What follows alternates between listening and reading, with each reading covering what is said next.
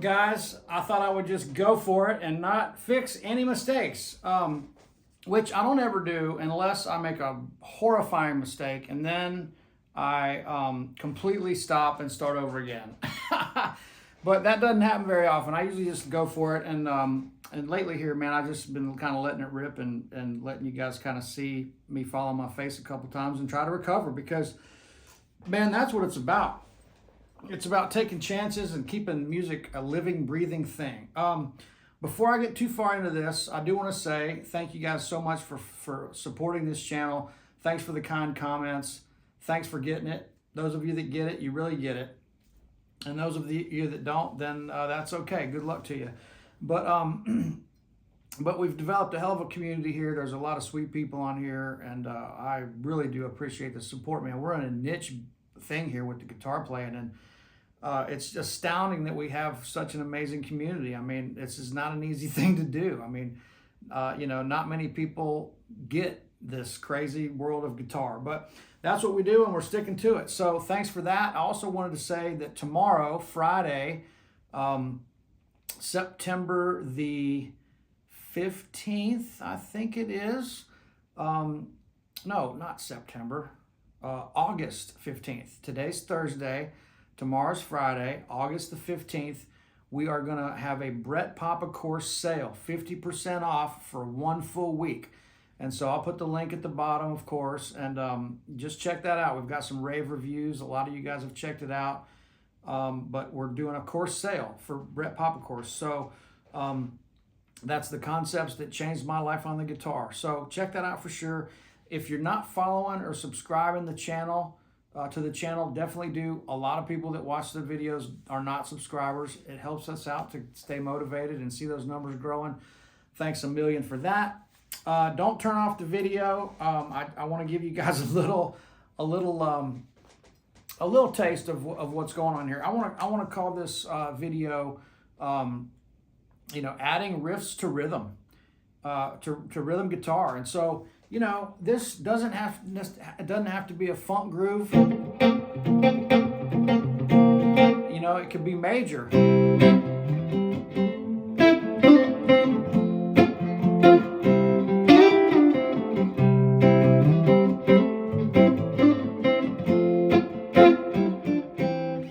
something like that. You're just adding these little riffs and little tidbits, fills, accents, whatever you want to call them, in between the chords, right? So you're establishing the chord, and then you might play something in between to make it kind of interesting. You know, you hear this a lot in R&B music and just guys that are playing, you know, rhythm guitar, gospel stuff, you know. Stuff like that, right?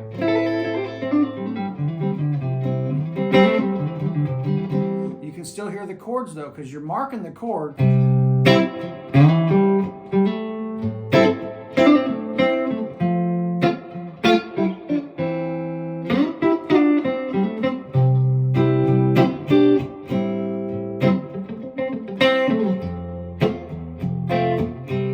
Stuff like that, where you're kind of like, oh, cool, there's a little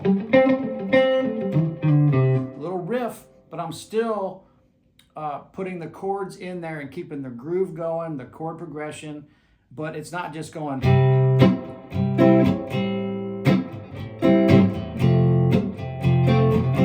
Or, you know.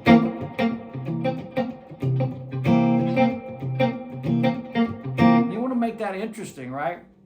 Hopefully there's some chords changing as well, but you want to keep that stuff interesting. And man, it doesn't have to be complicated. You know, I was doing a bunch of crazy shit earlier in the intro, but you know, it doesn't have to be fancy, right? It doesn't have to be a lot. It can just be something real simple, like even something like this. Let's see.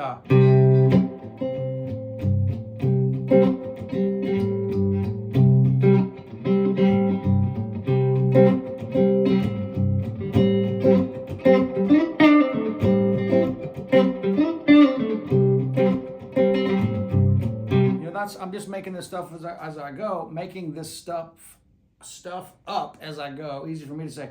So if I'm here,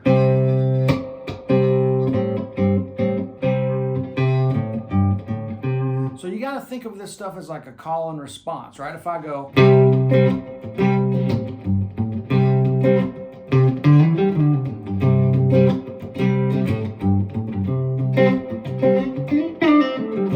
it's a call and a response. The first riff, and the thing about this is, okay, now that's the first riff. Then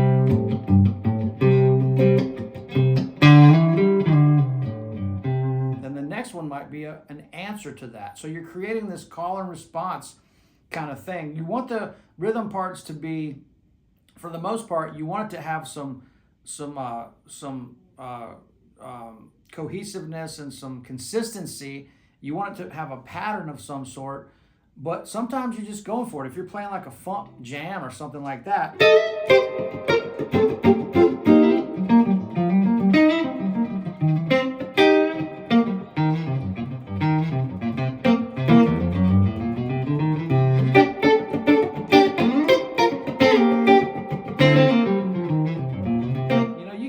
improvise a little bit more with your, you're doing stuff like that to keep it interesting and moving along. But like if it's an R&B song or something, you want to have more of a consistent part. Then think of this call and answer kind of thing, right? And so here's the main thing with this stuff. You don't want to sacrifice the groove. So this is extremely important.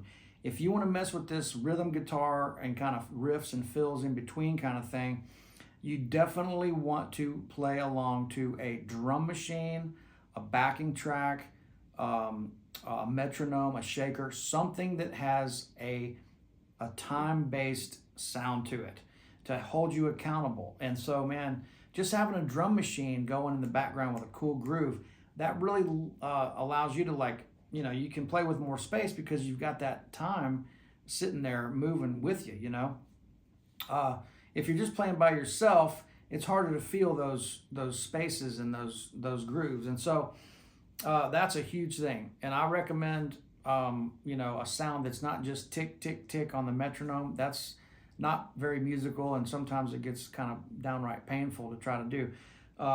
Playing along to the metronome is going to be the most challenging. Playing along to something more musical like a shaker or a drum machine or a YouTube backing track, something like that, is going to be great. And when you do the YouTube backing tracks, just make sure that there's not a lot of busy stuff going on. You don't want a lot of horn parts and, you know, guitars playing a bunch of stuff. You want like bass, drums, maybe a rhythm guitar. That's about it. You know, you don't want a bunch of information clouding it up while you're trying to figure something out. So just check that out. But these little things like watch. If I do this, 1, 2, 3, 4. Oh, let's see. What was I gonna do? Let's get a little faster. 1, 2, 3, 4.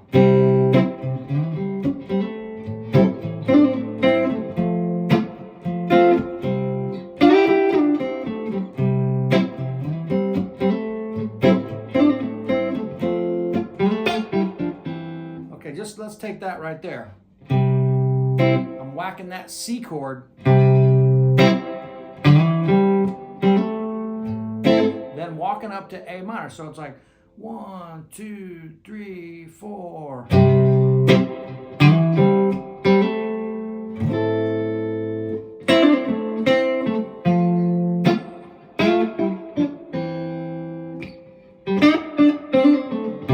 So all that stuff in there, it has to be in time, right? So again, let's try this again. And I'm marking the chord, and then going back to the next chord. And I'm not just hanging on that F and trying to play stuff in there, because my hands are, my fingers are all locked up. If I'm playing that big F chord, I got really nothing, you know, if I just mark it,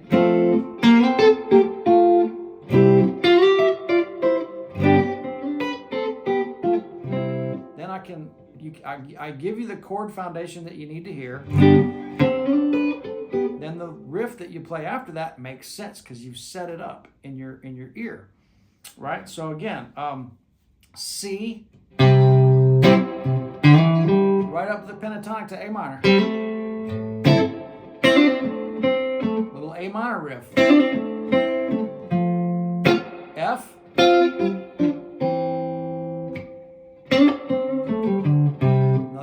Getting back. Let me change that up a little bit. So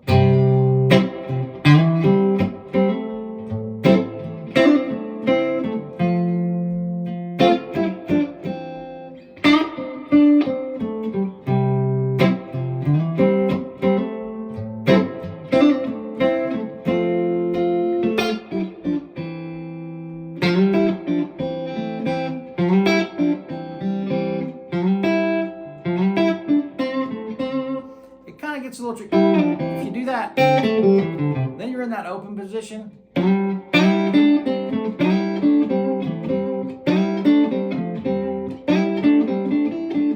It's cooler down there, so.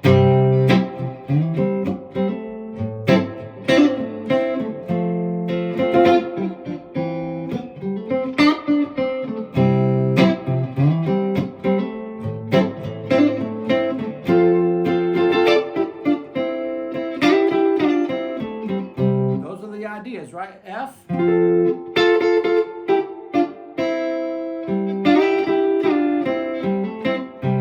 So what I'm doing is I'm putting my hand, I'm figuring this out as I go along right with you. I'm putting my hand in the position that's going to make it the most comfortable. C. Jump up to the A minor or the C G shape, C chord. Same guts, right? That's all the same. So my hand's all set up.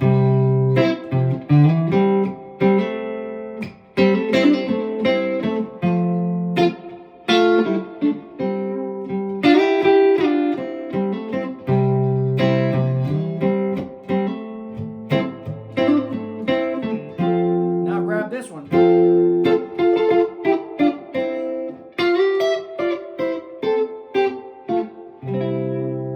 These little riffs.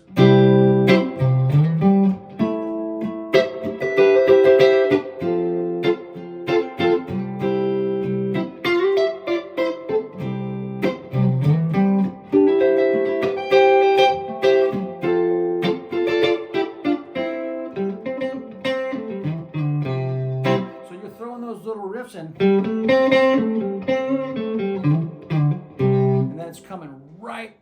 playing on the downbeat, right? Okay, if you're playing some funk stuff,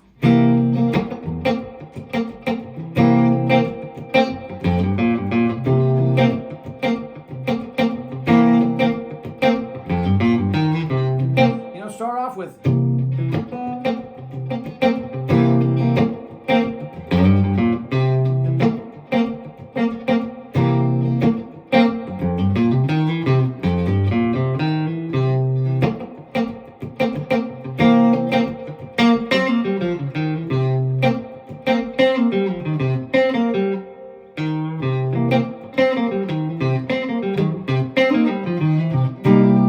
that kind of stuff, pentatonic.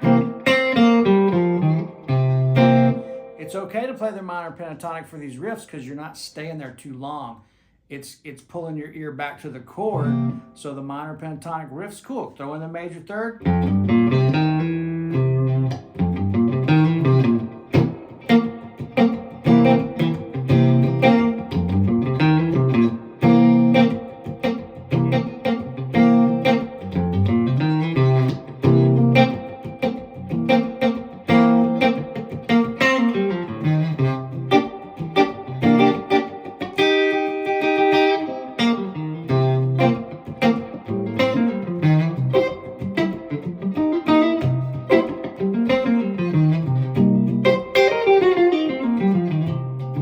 Making stuff up, but those lines have to be in between the chords. So if I go,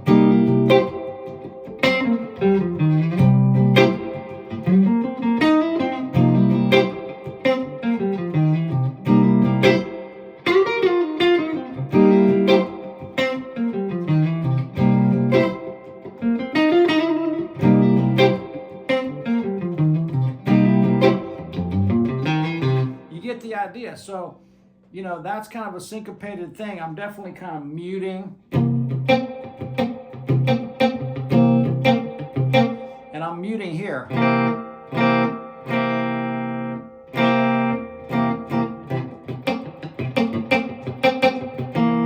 Now I'm over exaggerating this. So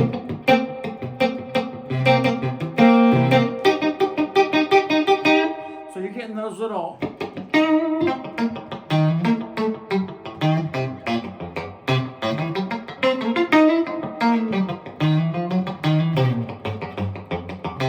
over exaggerated, of course, but that's the idea. You're really stuttering and getting that timing to really lay back. So those little riffs, they're built into the rhythm. Just don't forget, they're built into the rhythm, and you cannot sacrifice the groove. So work on that, and it'll start coming together. You'll just feel it. You'll start feeling it. And if you do it with a drum machine, that is absolutely crucial. You can't not do that. I wanted to tell you too, to check out some rhythm guitar stuff and some lead guitar stuff and just some amazing playing by a guy that truly came from, the place that it all started, New Orleans, Louisiana. Check out my buddy Shane Terrio's YouTube channel. Please subscribe to his channel. He's a badass. He's got some amazing solo records. He's a good friend of mine. He's playing tonight in New York with Osnoy, Doug Belote, who's a drummer friend of mine in New Orleans that we worked with Jerry Douglas a ton. Osnoy, Doug Belote, Shane Terrio, and I can't remember who the other guy is, but they're at the bitter end tonight. Shane Terrio is a force, man. He's so good. It's unbelievable. Plays with John Schofield, their buddies, the whole 9 yards. Band leads for Daryl Hall. You've seen him on all the Daryl Hall's house stuff, live at Daryl's house. But his name is Shane Terrio. Of course, there's the train. Let's see.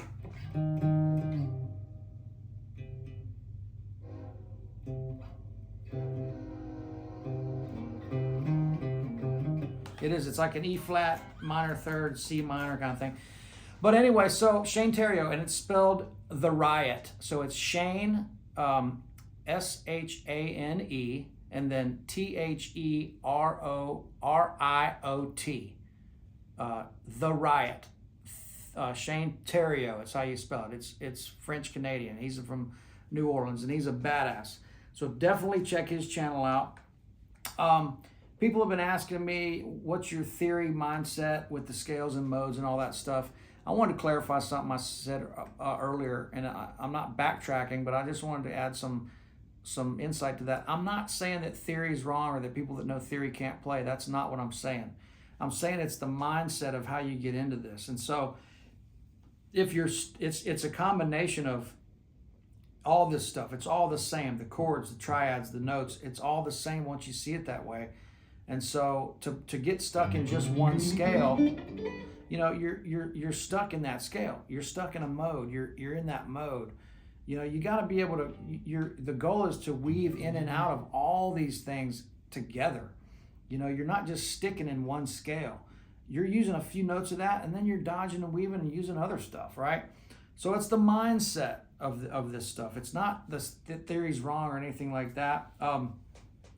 Melody lives forever. Chops impress you for a couple minutes, right? So if you go see somebody that's an amazing chop guy, okay, that's incredible. It's amazing to see somebody that can just, you know, their technique is flawless. It's amazing. Okay, but the melody lives forever. So if you hear a melody, you want to hear that your whole life, and those are the guys to me that are on the next level. Never sacrifice the groove. And then a lot of people have been asking me about what your interpretation of success is. You know, I mean, not everybody in the world is going to reach the level of a Taylor Swift, right? And so, you know, yeah, you've got all these different levels of success. To me, success is, you know, having the freedom to do what you want with your own creative control under your own umbrella, and financial freedom. Okay, that's great. But the real thing that I think at the end of the day that we can all rest easy with when it's all said and done is the fact that I came here to Nashville to gain the respect of the people that I respected. I wanted to be one of the cats, man, you know, and I wanted to be respected by the guys that I really looked up to. And that's a long list of people. And for the most part, I can say that those things have happened because I've been working on it for 25 years here. And so that to me is like, you know, when you know that the guys that you really look to you and go, man, he's a cat too, and we're making music together and we're friends and we're hanging together. That to me is how I basically look at what success is as far as being an artist and a musician. Yeah, the money and all the stuff that we have, all our material possessions and all that stuff is you know, happiness, health, and what I just mentioned, I think are, you know, the older I get, those are at the top of the list. And so guys, thanks so much for all the kind comments. Thanks for putting up with my crazy little videos here. The channel is growing. We had some nice views on these past couple videos, and man, we had a long meeting earlier this morning. I'm a little toasted already. Meeting about the guitar party stuff. Don't forget to check that out too. Sorry for all the talking, guys, but there's just a lot going on, and I'm feeling good. So thanks a bunch, and we'll see you guys down the road. Telecasting to you from East Nashville, Tennessee. Signing off. All right. Cheers.